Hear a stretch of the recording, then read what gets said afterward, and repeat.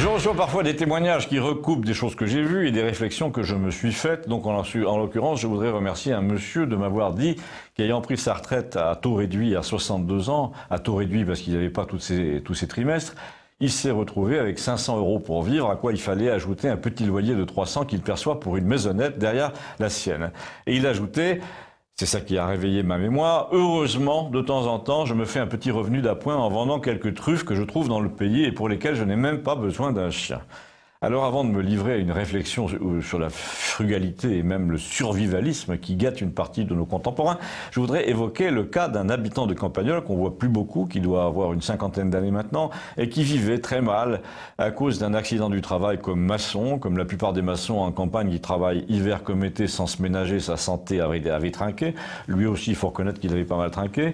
Il était à la fois au chômage, boiteux, très maigre, très pauvre, et c'est là que je voulais en venir. Lui aussi, il ramassait des truffes en saison avec un talent extraordinaire qui faisait que, sans être à l'aise, du moins pendant les 4 ou 5 mois de la saison, grossièrement avant et après Noël, il pouvait payer des tournées, l'argent rentrait bien. Et là, je voudrais raconter comment ça se passait. Un jour, il m'a emmené en me disant « Toi, je sais bien que tu vas pas aller me ramasser des truffes dans mon dos ».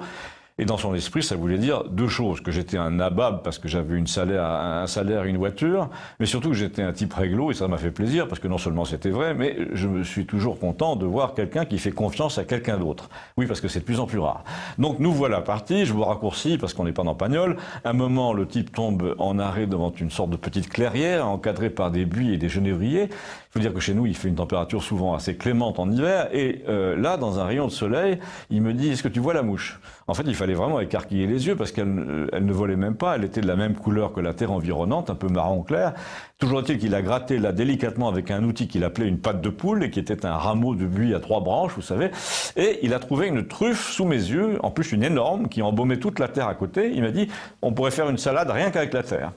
Ensuite, j'ai pas assisté à l'opération, mais il y a eu l'étape du marché. Mon type est allé rôder avec ses 6 ou 8 truffes dans ses poches, roulées dans du papier calque, aux abords d'un marché du coin, où il s'est comporté un peu comme un dealer de cocaïne devant un bar du Marais à Paris. Et là, de restaurateurs lui ont acheté sa moisson coup sur coup. Il m'a dit, heureusement, il y en avait 2, même s'ils se connaissaient, ils ont fait des enchères, et là, ça m'a rapporté un peu plus.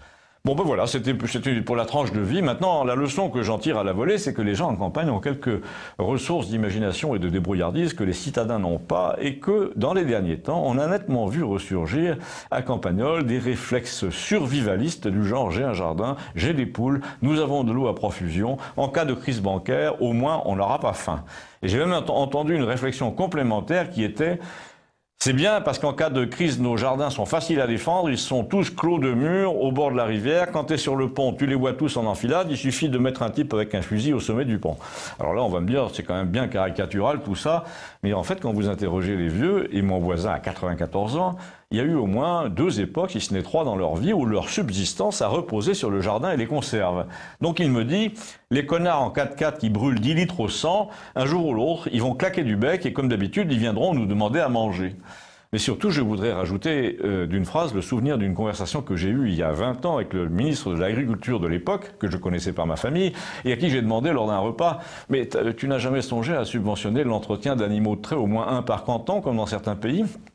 Et il m'a dit avec cette espèce d'ironie du type qui est invité à Davos « Mais pourquoi faire pour faire joli ?» Mais non, pour avoir de quoi manger, si on n'a plus de pétrole. Il a carrément haussé les épaules. Je me suis demandé s'il n'avait pas appelé la sécurité pour me faire évacuer. Depuis, sa carrière n'a pas tenu ses promesses, c'est le moins qu'on puisse dire. Mais j'ai jamais pu me défendre de penser que, s'il n'est pas allé très loin, c'est que son imagination elle-même ne fonctionnait qu'au pétrole, aux subventions, à la certitude que ça va durer, à la soumission à Monsanto. D'ailleurs, sa femme, qui était énarque comme lui, était la pire lobbyiste américaine que j'ai jamais croisée. Mais là, j'en ai déjà trop dit. Faites passer, merci.